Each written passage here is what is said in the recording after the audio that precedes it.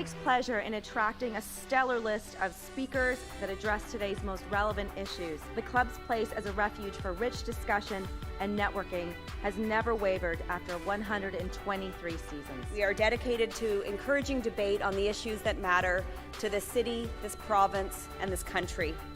The Canadian Club is one of the most important podiums anywhere in the world that a Canadian can speak to, tell Canadians what it is that they think, develop those thoughts. And so I want to thank you for that very, very much. Please join me in thanking our esteemed panelists today. Through our programs and events, including our youth and young leaders programs, our diversity partnerships, our joint events, and our media and social media opportunities, we offer you access to dynamic political, social, and business figures from abroad and right here at home. The platform from which the eloquence of Canada has flowed all of that time, whether it be business, education, politics, sports, arts and culture. If someone wants to say something to Canadians about this country and about the future of this country, this is the venue you choose. Hello, thank you for joining us. My name is Konata Lake, and I'm a director of the Canadian Club, Toronto. As many parts of Canada grapple with the second wave of COVID-19, the future is more uncertain than ever.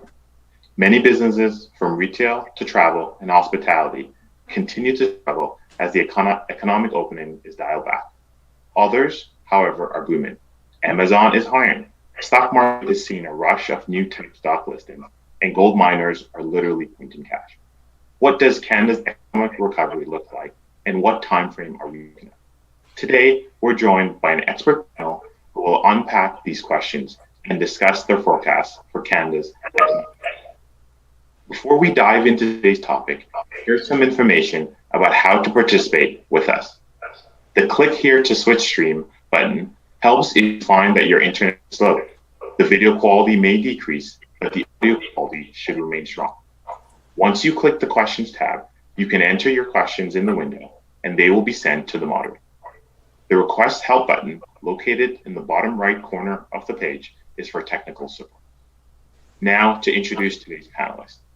Craig Alexander is a partner and chief economist for Deloitte Canada. Avery Shenfeld is managing director and chief economist for CIBC. And Armine Yalnizyan is an Atkinson Foundation fellow on the future of workers.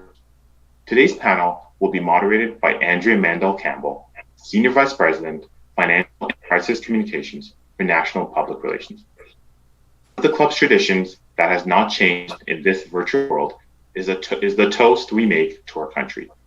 Usually done in person with the raising of the glass, let's make a nod towards the screen and toast Canada. To Canada. Andrea, I'll turn the Canadian Club podium over to you. Thank you, Kanata. It's a real pleasure to be here with you today to talk with some of Canada's leading economists about a really important question as we continue to make our way through COVID and the waves of lockdowns and the cascading effects that are coming from that. I'd like to start off with a question for our guests, just trying to get a handle on what we're seeing in terms of the many different signals that we're seeing out there. We're seeing some sectors of the economy that are doing well, like natural resources or the tech sector, and then others that, of course, are struggling. I wanted to get a sense from each of you, if we could go around the table, in the short term, what are the key indicators that you are looking at in terms of how you're assessing the economic recovery? Craig, maybe we start with you. Sure. Well, of course, I focus on a lot of the high frequency data that Statistics Canada reports that gives us the best tracking or one of the most accurate tracking of how the economy is doing. So we look at headline numbers like real GDP, which is the amount of goods and services produced in the economy. We look at activities at the industry level. And to your point, while we have seen a very sharp rebound in economic activity, which is actually far stronger than I think many forecasters were anticipating, what we actually have seen is that it has been very uneven when you look across industries. And so some of the hardest hit industries like air transportation or hospitality, food services, they plunged the most and has recovered the least. Meanwhile, there's been some very strong sectors like the overall recovery in retail spending that actually got back to its pre-COVID levels in June. But then what you saw when you dig below the surface is that it's very different depending on what part of retail you're looking at or what segment you're looking at. So I think that the headline numbers tell us a lot about the overall picture for Canada, but a lot of the stories about the economic scarring is coming from more detailed statistics. The other thing I'm looking a lot at, which I haven't in the past, is big data. Like we're looking at a lot of high frequency indicators that give us accurate picture of what's happening that minute because StatsCan data is lagged.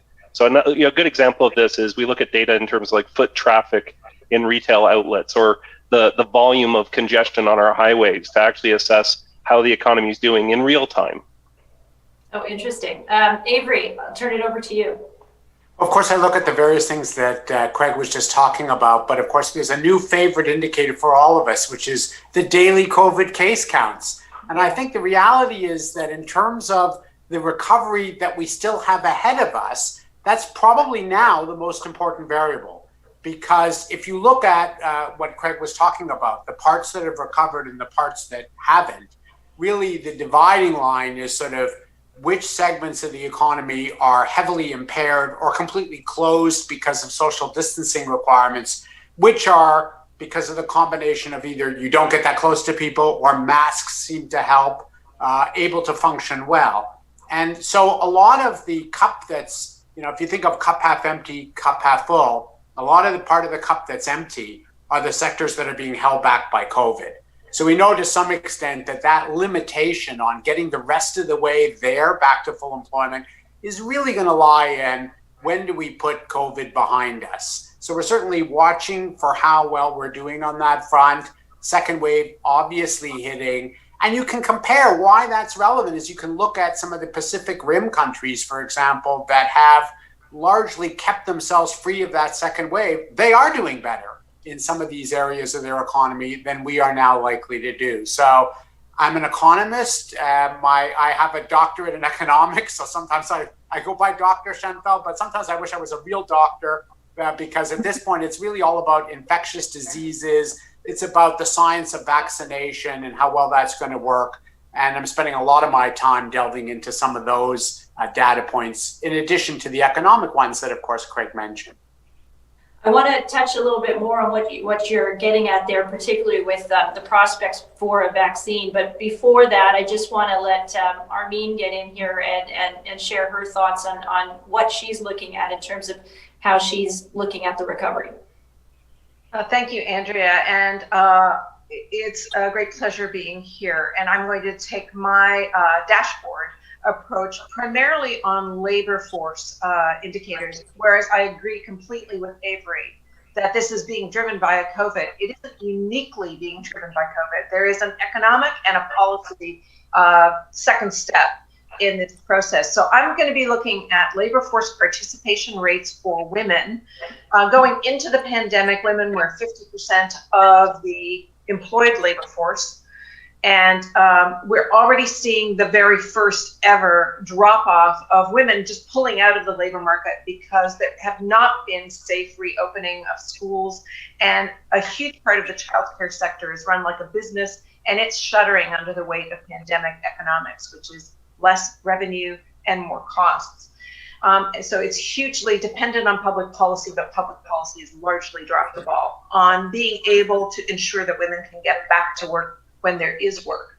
The second part is, of course, a lot of the jobs that are going to shutter permanently are in marginal businesses paying low wages to workers. And that's because the businesses themselves are operating on very low margins going into the pandemic and may not be able to stand this long period where they've got reduced revenues. So I'm going to be looking at the rate of rebound for low wage workers getting back into the labor market and restoring their hours of work, hugely important for purchasing power in the economy, household spending, which is the primary driver of GDP.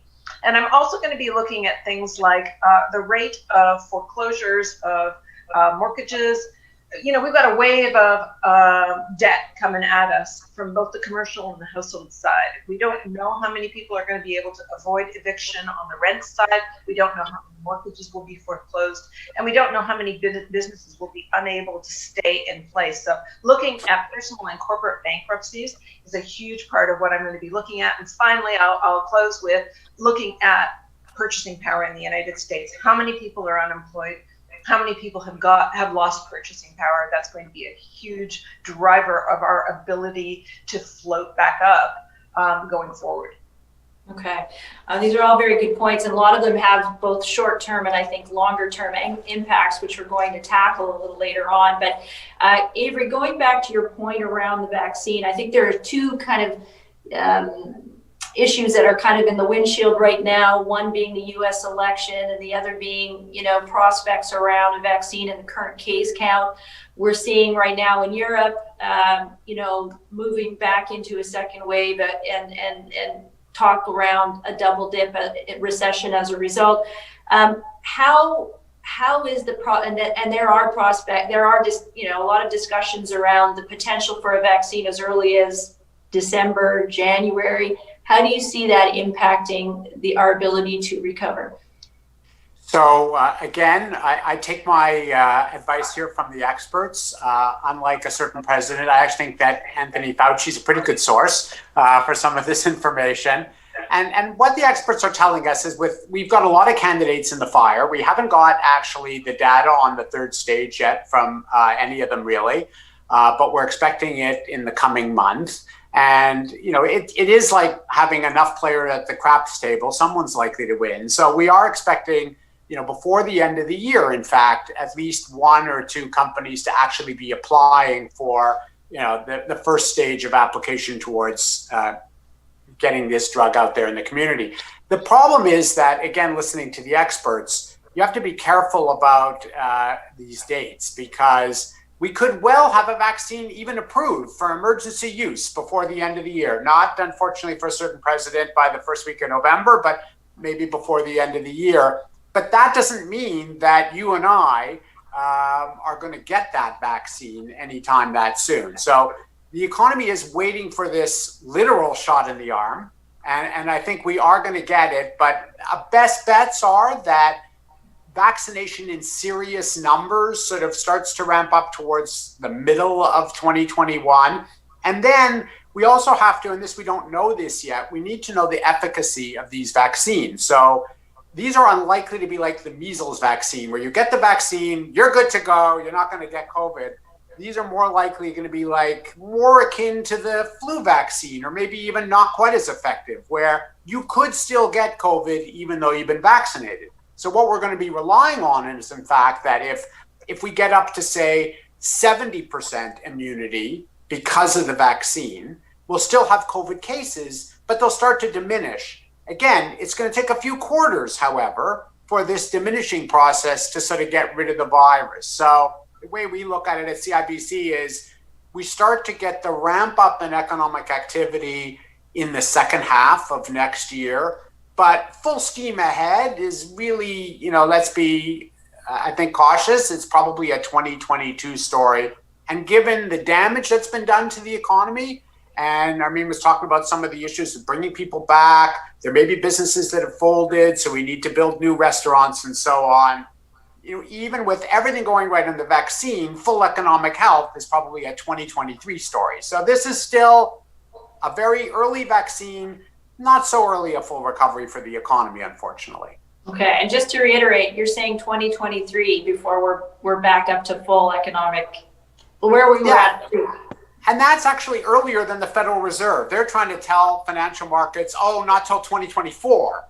And that may be just because they want to keep bond yields down as low as possible now. So the longer you can stretch out people's thoughts of when the economy is going to be better, the lower bond yields will be today. They'll be pricing in a very, very distant move to higher rates. I guess this is the only part of the story. I find myself a little more optimistic. I'm betting, I guess, on the scientists here and think that we might beat the Fed's projections by as much as a year in terms of a return to what I would think of as something close to full economic health. Craig, do you share that optimism? And I'm curious to know how you're, modeling in the U.S. election and what impact that could have. So I broadly agree with Avery. The one thing I would highlight, though, is that when I'm talking to clients, I reinforce that we need to think about scenarios. Like, you can't plan your business on just one scenario. We truly do not know what is going to transpire. We're currently in the midst of a increase in the infection rates. We're seeing more surgical lockdowns or restraints being put on the economy here in Canada, but also abroad. And so our base case, when we talk about the timing of the recovery, I think I suspect, and Avery can correct me if I'm wrong, but the assumption is that the virus doesn't reach a point where we have really broad-based lockdowns again, like we had back in March and April. So what we really need to think about is different scenarios. And I think there's a scenario that plays out where, we manage the health risks, we have some surgical and targeted lockdowns to manage those risks, but it doesn't become large enough to threaten the recovery. Then there's a scenario where the infection rates increase to a point where you have to get broader lockdowns, in which case you're starting to run the risks that the recovery stalls, or even worse, you could have like a double dip if we had broad enough lockdowns. And then the other thing I'm mindful of, and this links to your comment about the U.S. election, is even if Canada manages the health risks, one of the things we have to be mindful of is what happens to the health risks in our major trading partners. And if the U.S. has a second or third wave and it materially hurts their recovery, well, Canada will import that weakness because of how deeply we are tied with the U.S. economy. The other thing I would say is, with respect to the U.S. election, we could speculate about what the outcome is going to be. The markets are currently pricing in the Democrats managing to sweep basically taking control of Congress and taking the White House, but we'll see. But the most important thing in my mind when it comes to U.S. recovery is whether or not the government income supports that were previously put in place are lost. So in Canada, one of the things that's helping our recovery is the fact that the government of Canada has said that workers who are unemployed will be transferred onto programs that will give them good income support, that wage subsidies for businesses will be extended to next summer. But in the United States, there's a bigger question about whether the government income supports could be lost quickly. And if that happens, that could actually jeopardize the U.S. recovery, which then impacts Canada. So, in my mind, there's two big risks here. The number one risk is the health risk. And the number two risk is the political risk associated with the scaling back or reduction of government support programs that could impact the shape of the recovery. Armine, I'd like to get your thoughts on this. Do you see, depending on the way the U.S. election turns out, one more beneficial to Canada than the other? Without question. I mean, to Craig's point, the degree of reliance on the American purchasing power and supply chains and the spillovers with the U.S. economy are, I'm not making a controversial statement here, that we're very reliant on how the U.S. economy does. And under each scenario, you've either got a very slow rebound or an absolute cratering of household purchasing power there. So we have the potential poised for the biggest economic disaster in U.S. history, because it almost doesn't matter who wins. There's a great deal of planned disruption on the other side of the election results, no matter what happens. So we do have to, I agree completely with Craig, you have to look into the uncertainty fog with plans in your back pocket, plan A, plan B. But I'm not hopeful based on what has happened thus far with things as predictable as, again, school reopenings or testing and tracing or plans for more surgical or targeted lockdowns. I mean, we like to blame what might be happening in the United States, but we haven't been that great in Canada. And looking at the vaccine story, again, as Avery said, not much can happen because it can't hit enough of the population in Canada, in the US, around the world at a scale fast enough. And we ain't seen nothing yet with respect to the rates of infection, the rates of hospitalization, the rates of death, which are poised to reach new highs in the coming weeks. 10 months, we're going to see huge numbers of small businesses and even some bigger ones collapse under the weight of pandemic economics, which is higher costs and lower volumes of business. So are we looking at a double dip? Absolutely, we are looking at a double dip. At the macro level, there's no question in my mind about that. Much more importantly is there was never a rebound for the lower leg of the economy, the low-paid workers in any country. This has been something that has happened all around the world because of the nature of the marginal businesses, the non-essential marginal businesses that were shut down, that pay their workers very poorly. Those businesses are by and large gone. You know, Dan Kelly of the Canadian Federation of Independent Business said about a month ago now, you know, there's a lot of small businesses that have died. They just haven't had a funeral yet. So I think that the more this goes on, the more we have to look at targeted lockdowns or something worse because we didn't do targeted lockdowns. We're looking at major loss of opportunities to get back into the labor market. The longer that takes, the more economic scarring there is, the less we have to rebuild from. Well, and just to follow on with that, I mean, talking about, you know, Canada has obviously provided the Canadian government, Bank of Canada, you know, some pretty massive injections to keep the economy afloat, keep wages afloat, businesses afloat. But to your point, they can only hold on for so long. We know CERB's been, continued for another 26 weeks. What do you think potentially happens at the end of those 26 weeks, Armine? Well, I think there's a lot of people that are very nervous about is my video off from your Yes. There we go. There you are. From my perspective, I understand there's a lot of people out there that are very nervous about how much federal deficit there is, but we are in an environment here where debt is going to go up in the economy. Households are going to be in debt and businesses are going to be in debt. So the only question is who holds the debt and how do we prevent the economy from cratering? That to me is the really big story. It's unclear when or if you could turn off CERB or the Canada Recovery Benefit or the $40,000 loans to business or the rent subsidy, any of these things without making things even worse. And I think that's the, given that we're in a population and public health moment, the advice would have to be don't make things worse. Okay. All right. I want to go around the table here because there's been a lot of speculation around what that recovery, if you had to choose a letter, what letter would you give it? I mean, we've talked about the potential for a double dip, which I'm going to assume is a W. When COVID first started, there was a lot of optimism out there. It would be a V-shaped recovery, a significant drop, and then we'd kind of bounce back up. We saw a lot of, we saw some healthy bounce back in Q3, but once again, with the second wave coming, that's changed. A lot of numbers thrown out there, L's, W, U, and even a K.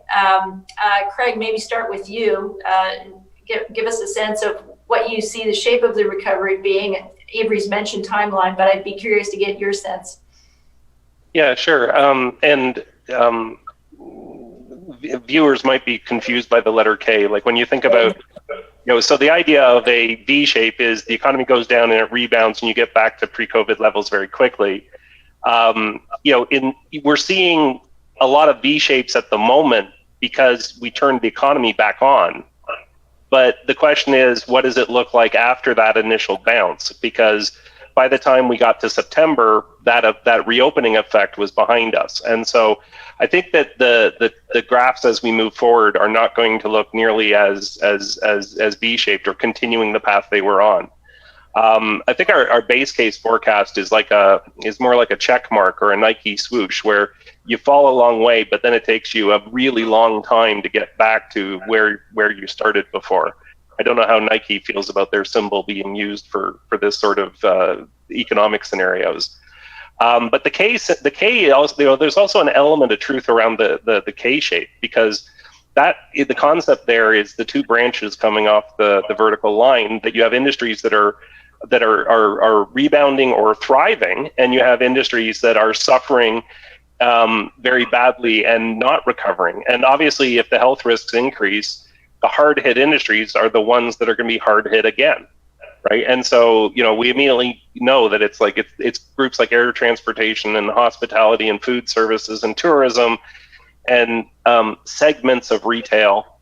There's and this is where, again, I'm not sure the aggregate national picture truly tells you what's transpiring. It's important from certain perspectives, but from a business point of view on the ground, it's going to look very different depending on what segment you're in. The other thing is when I've talked to our clients, some of the clients that you would actually think of as being, in the upward sloping of the K, the ones that have thrived in this environment, they're actually still having enormous challenges, right? So you've got situations where the companies are doing well, but their supply chains are deeply disrupted, and they're having issues with inventories, or they're having issues with suppliers, or the cost of transportation has increased dramatically because there's not enough containers to, there's containers that are just holding inventories that aren't being sold, and then there's not enough containers for products that are in demand. And then at the other end of the scale, of course, you have the hard-hit industries, which are suffering badly and unfortunately are going to have an exceedingly long recovery. I'm hoping we don't get a W, which is the double dip. I can certainly come up with that scenario in a very easy way. It's just a question of how high the infection rates get and how much of renewed lockdown you get.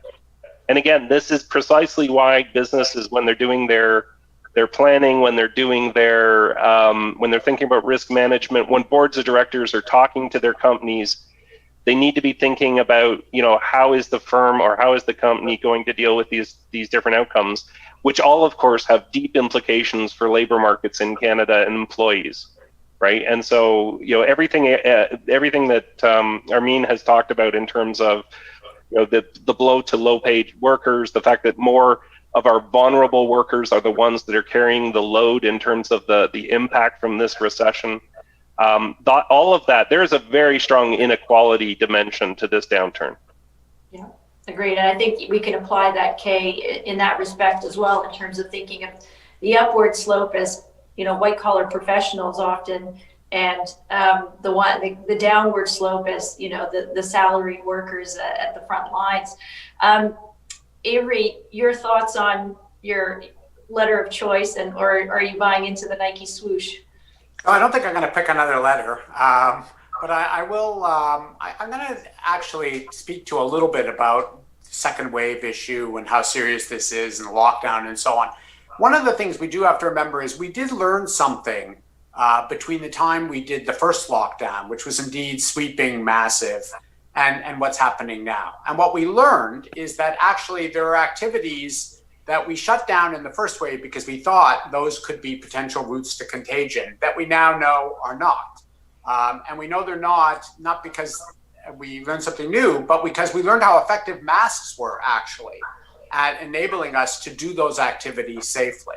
So we locked down, of course, a huge swath of the economy. Every little store, every clothing store and so on was closed. But what we're seeing in the data is that people can walk into a store, try on a shirt, wear their mask while they're doing that. The staff is wearing a mask. They leave the store. No one has gotten COVID as a result of that.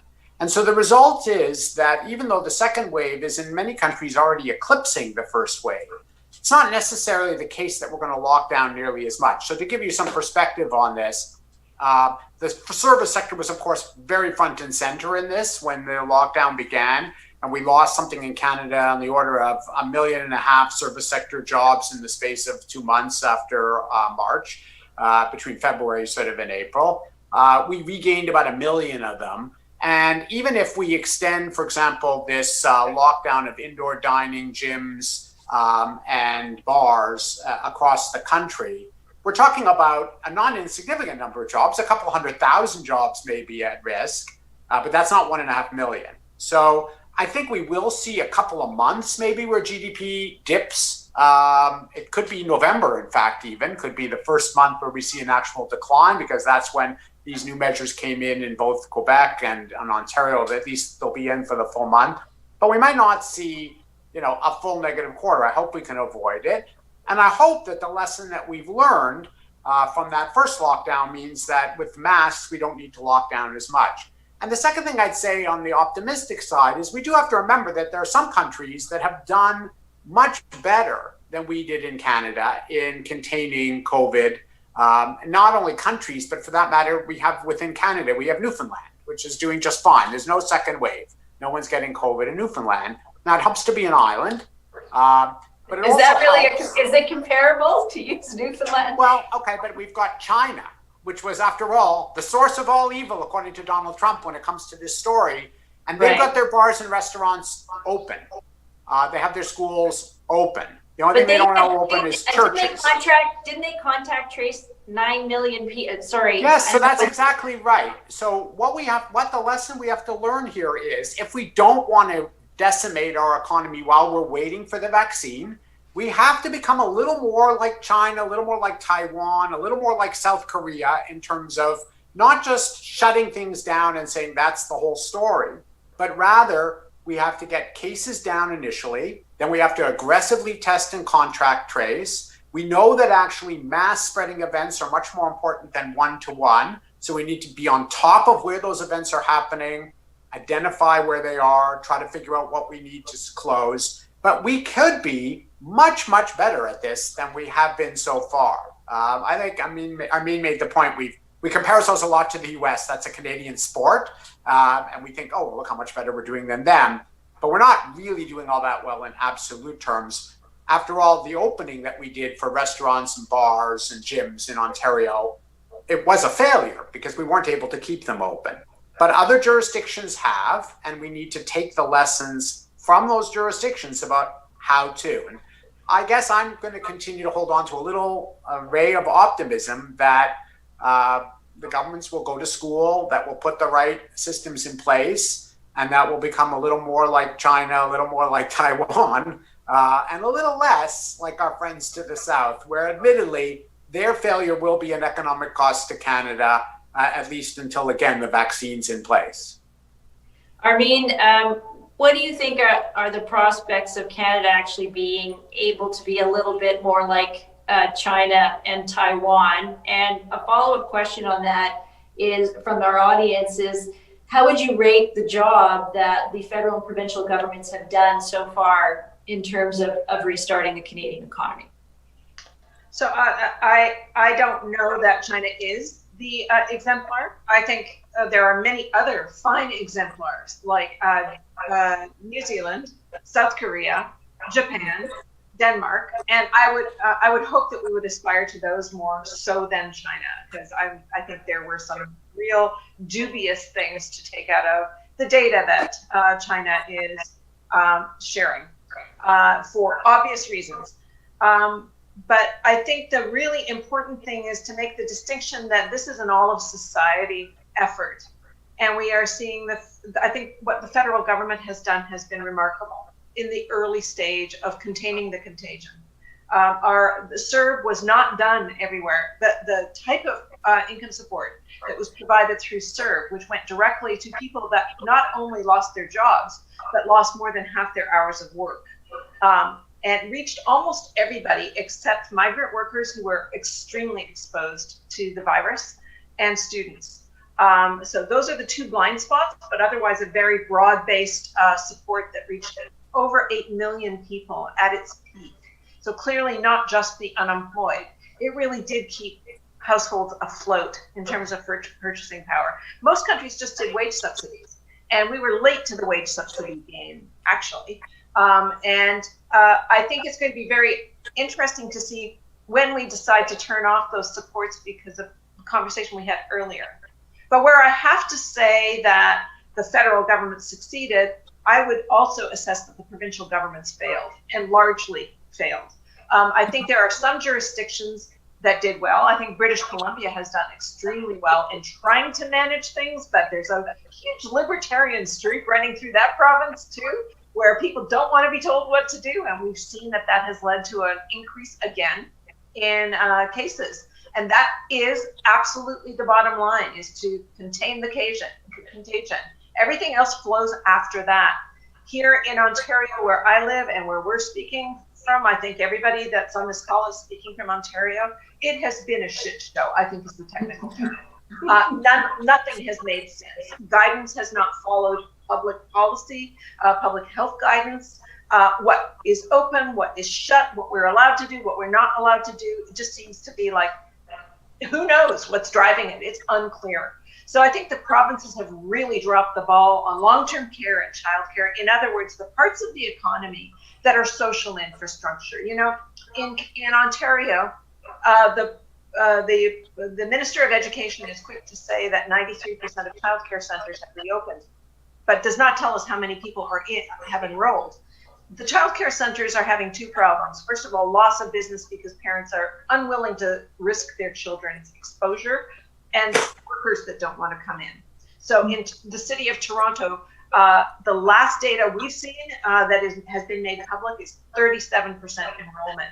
If I was the Minister of Transportation and I said to you, 37% of your roads and bridges in this jurisdiction are functioning, you would know you need a plan. There is no plan. We're standing by while these businesses are essentially cratering, and they are essentially businesses, unlike schools that are publicly funded and delivered.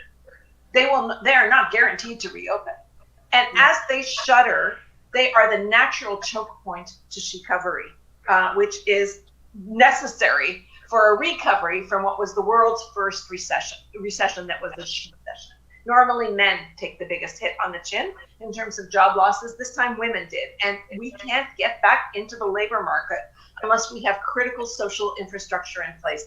The provinces have dropped the ball on good long-term care. Nothing has changed since the spring in terms of how long-term care is provided, and how human resources are deployed. And the same thing is happening in childcare. So when you get social infrastructure that is essentially abandoned by the jurisdictions in charge of it, we are not going to get to healthy, and we are not going to get to recovery anytime soon. So I give the provinces, by and large, a failing grade, and the federal government thus far, B plus maybe higher than that, like gold star thus far. The problem is going to be, when do you turn it off, and how do you cave into pressures to turn it off? All very good points. And I'd like to kind of keep on this theme of, focusing a little bit on where our vulnerabilities lie as we look at recovery. Armine makes some really excellent points around social infrastructure. What other vulnerabilities, Craig, I'll start with you, do you see just in terms of our ability to recover? I'm thinking in terms of, we're seeing a boom in real estate right now, people spending a lot of money, fixing up their homes, moving, buying new homes. And, household debt has always been a bit of a sore spot for Canadians writ large. I'm just curious how much of a vulnerability you see that as being. So when we look at the recovery that we've had thus far, two elements that really stand out that have helped really drive a lot of the recovery has been the rebound in consumer spending, in particular, like the rebound in retail, where spending actually got back to pre-COVID levels in June, even though the composition of that spending had changed. And the remarkable robustness of housing markets across the country. Now, it's not all equal. Like real estate in Alberta is not delivering a strong performance, but that province is being hit not just by the pandemic, but also by the oil shock.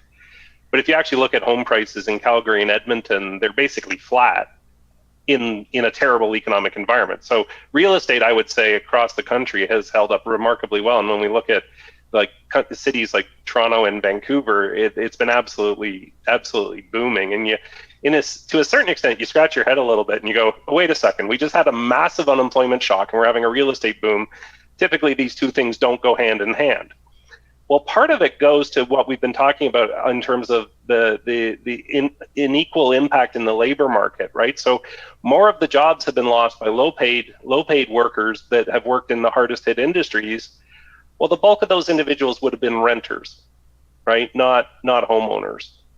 And at the same time, interest rates have declined, and income. If you actually look at aggregate income, one of the other remarkable things, one of the remarkable stories that's linked to the the willingness to spend, and I think much less to the real estate market, is the fact that although we had a massive increase in unemployment in the second quarter, we actually saw household income increase, not decrease.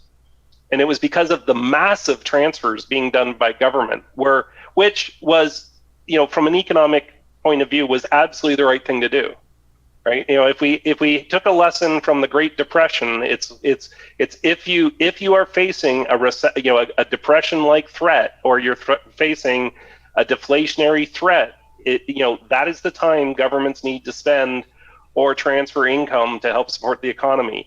And this is why, I would, absolutely give the federal government a good positive grade, because if they hadn't acted the way they did, we would have had a depression, right? And make no mistake about it, instead of contracting like 5.5% this year, the Canadian economy would contract 20%, and unemployment wouldn't be 9% net today.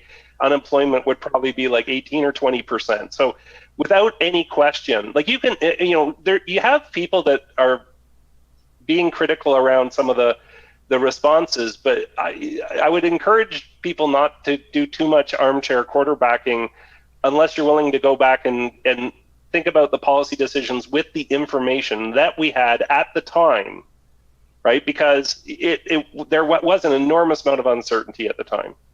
And this has led the government to do things where it scrambles and it puts a policy in place, and a week later it changes it, right? Like, the first wage subsidy was something like 10%, and then a few days later it's like, it's actually 75, 80%, right? So, and the good thing was that the government was willing to run the risk of being criticized for not getting it right the first time in order to actually address what the country needed, which was, massive support.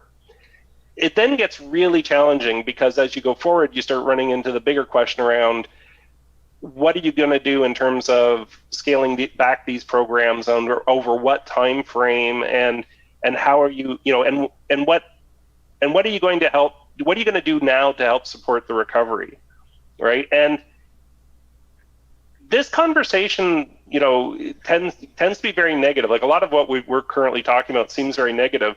I would argue that we have a silver opportunity. We have a massive opportunity to basically make decisions that will not only set Canada up for stronger outcomes in terms of the shape of the recovery, whatever letter it looks like, but also actually improve things for the long term, right? Like if we think about childcare, Canada has massively underinvested in childcare over its entire history.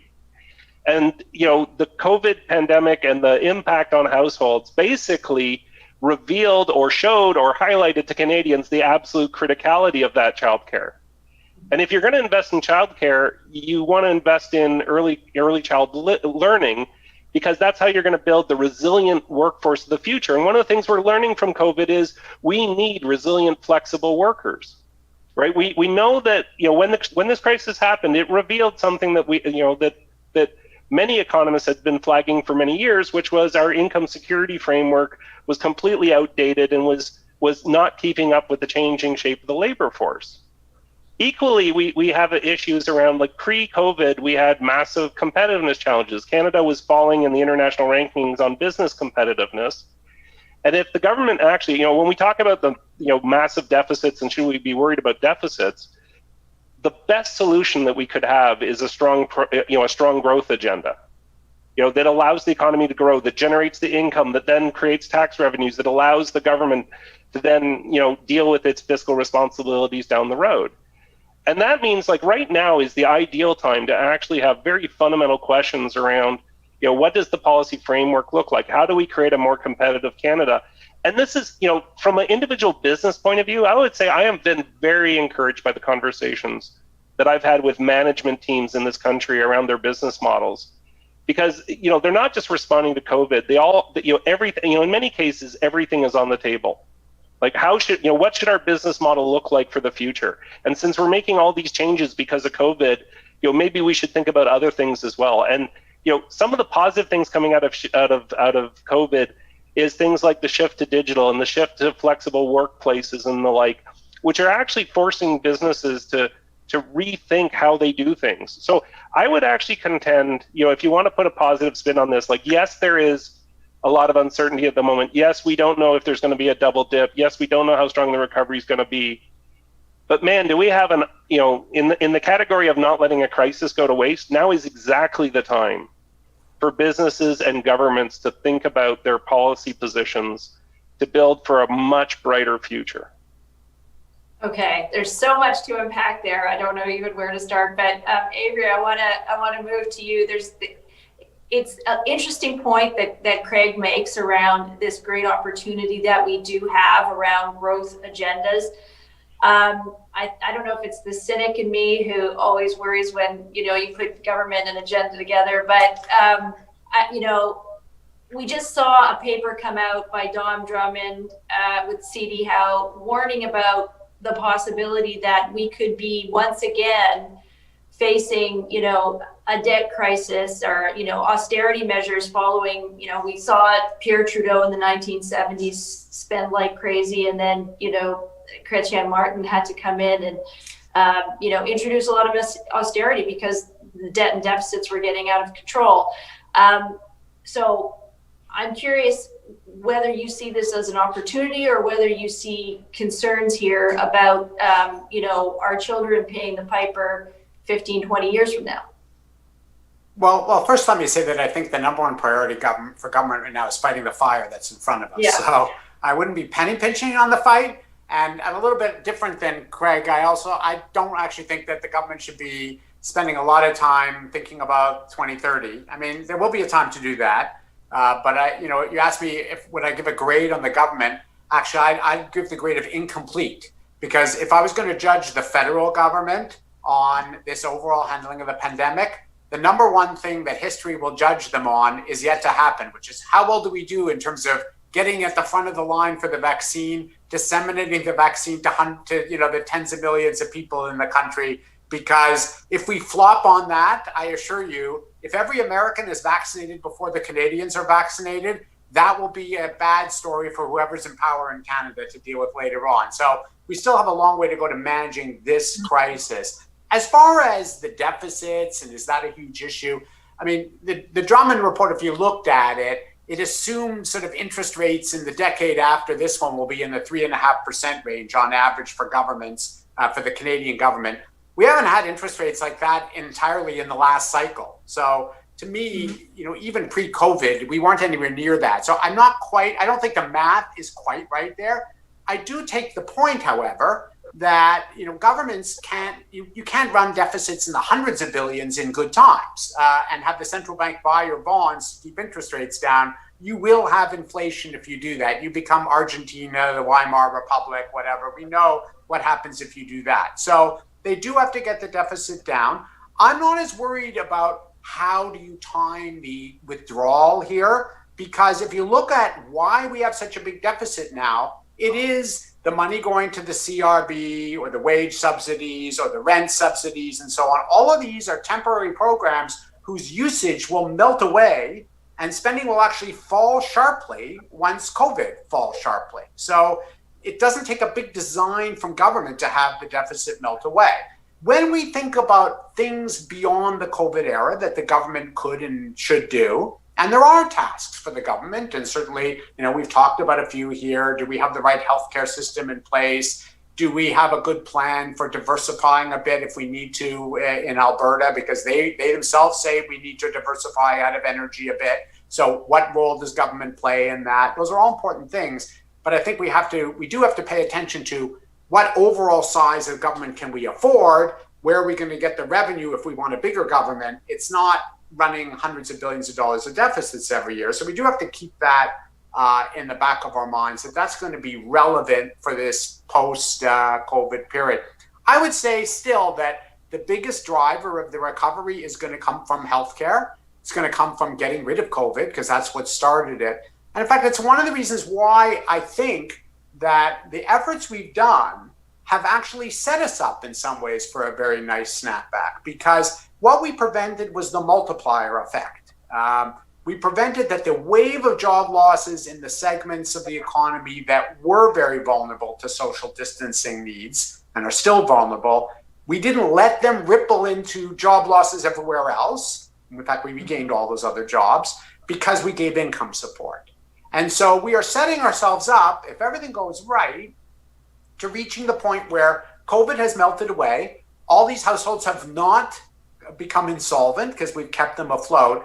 And now there's heavy pent-up demand for all the things we would just love to do today, but can't. Everything from going to the movies to going to restaurants and so on. And we'll see a nice snapback in that sector. So I think by and large, at the federal level, they've done the right thing in keeping people afloat. Now they just have to manage getting us the vaccine on a timely basis when it's available. That's a big logistical exercise. Don't minimize the role that governments are going to play in that. If you've tried to get your flu shot this year, it hasn't gone so smoothly yet. And this is going to be a shot that every single person in the country, hopefully, will want to get. So this is a big exercise for us, but I think it's going to be the most important exercise. I would say one other thing too. If you're talking about governments and childcare, I think in Canada we actually do have one province that has done very well on that, and I'm talking before COVID, and that's Quebec. Because if you look at Quebec, what they achieved with subsidized childcare was a dramatic rise over the previous couple of decades in female labor force participation. In fact, if Quebec were a country on its own, and I know some Quebecers would like to be, but I personally hope that never happens. But if they were a country on their own, I believe they have the second highest female participation rate for women of sort of 25 to 55, other than, I think it was something like Finland or somewhere. But, they're right up at the top of that list. And it's obvious that subsidized childcare was a big part of that. And then what's the economic consequence? Well, actually, the consequence was that Quebec fiscally did much better than the Avery Shenfelds of the world actually thought they would be able to do.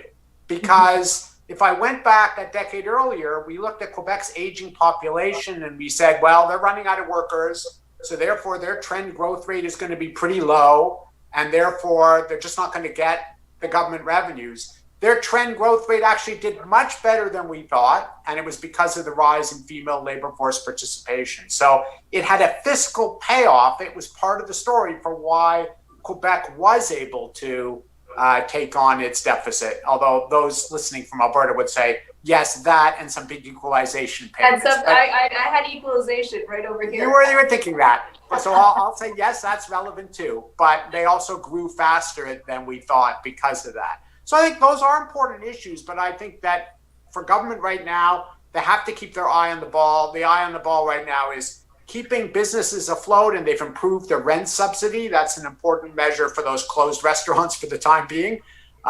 Keeping households afloat, and as Craig said, household incomes haven't gone down, they've gone up. So they're doing a pretty good job there. And then getting the vaccine deployed. Those are the top priorities right now. Okay. Armine, I want to get you into this and get a sense from you in terms of, if we had to choose, I guess a couple of questions, but, what do we see as being some of the basic key legacy things that we may see coming out of this whole situation? And if you had to choose one or two things that we could change, whether that is, some kind of subsidized child care. There's a lot of talk around basic income. Love to get your thoughts on that. Well, definitely the legacy of this moment is going to be more corporate concentration. So we're going to have to do something about that. We're going to be losing huge parts of the business ecosystem. And the ones that will be left standing have got deep pockets, and those are the ones that will be able to increase their market share. And so corporate concentration is going to be a huge issue all around the world. It's certainly not unique to Canada. That's something that we're going to have to struggle with, and what that means in terms of bargaining power, because everything going into these last 40 years has led to, about 10 years ago, around 2010, the OECD, IMF, World Bank all started using this term inclusive growth, because growth itself was not enough. Too much of the benefits of growth were flowing into too few hands. And so everybody started talking about inclusive growth about a decade ago. And here we are looking at conditions that are going to actually accelerate underlying inequalities at a very dramatic scale. So I think two things are the legacies or the potential for restructuring the status quo out of the pandemic. One of them is related to more corporate concentration, weaker rebound for some people, more government than we have been used to for the last 40 years. I'm unclear that that's going to result in basic income. Maybe. It's possible that we are actually going to be demanding more basic services, childcare being one of them. Because on the other side of this thing, we're going to have a larger cohort of the elderly. It's going to peak at roughly 1 in 4 Canadians is going to be a senior. And a smaller workforce that is supporting a smaller working age cohort, age 15 to 65, that is supporting a growing cohort of populations that are too old, too young, and too sick to work. So we're going to have to make sure more of the jobs people have are good jobs, or we're going to be looking at lower growth, less tax revenues, and less services. In other words, quite apart from the scenario Avery pointed out about the Argentinization of the Canadian economy, we could be doing it to ourselves by failing to provide the services that support people, which, by the way, also are good jobs by and large when they're done as well compensated, well trained positions. So it isn't just the number of jobs in those sectors or how much services, but what kind of jobs we're creating too. And I think going forward, we're looking at 2 major inversions from the economic chitty chat of the last 40 years. First of all, less mass everything, more bespoke everything, more customized everything. And it's coming to a neighborhood near you, a household near you, because of geopolitical frictions and climate changes, impact on supply chains, because of technological potential that we didn't have before, that comes from how software is developed and shared, where 3D printing can be developed, even the application of technologies to civic tech, which hasn't happened yet, but seems to be on the cusp of happening because of all these market failures in the sector. And that means, again, more government, less market, because of an aging population. And that will do things like put a completely different emphasis on immigration policies, public policies on who comes in permanently, who comes in temporarily, and how we have that balance between getting newcomers to come in and grow the economy and fill in labor shortages, and how we actually upgrade the skills of our own people, particularly those who have faced systemic barriers to getting into the labor market. Not just women, but recent immigrants, visible minorities, Indigenous populations, disabled populations. So actually, I agree with Craig that this is a remarkable historic opportunity to put flesh on the bones of inclusive growth, but we can just as equivalently fail to grab the brass ring. Okay, on that high and low note, it's a cri de coeur, I think, for Canadians across the country.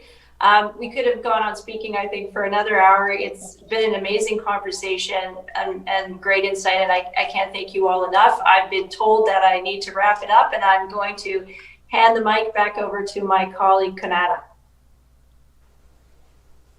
Yeah, it went by so quickly, and that was indeed a fascinating conversation. Thanks for engaging with us, to our audience online today. Craig, Armine, Avery, thank you for taking the time to share your insights and predictions with our audience today. Thank you to Andrea for providing this important and timely conversation. Some sobering thoughts in terms of where we went wrong, when we will return to full economic health, but some voices of optimism in terms of our ability to learn from the first wave. We hope that our panelists' optimism will be carried today. We hope you'll join us for some of our upcoming events. On Thursday, October 29th, we'll host a panel of Canadian journalists stationed in DC for their thoughts and insights ahead of the US election. Thank you to our AV supplier, Mandel-Campbell Communications, and Medium.ca for making it possible for us to come together virtually today. Guests, thank you for joining us. Please stay healthy and safe.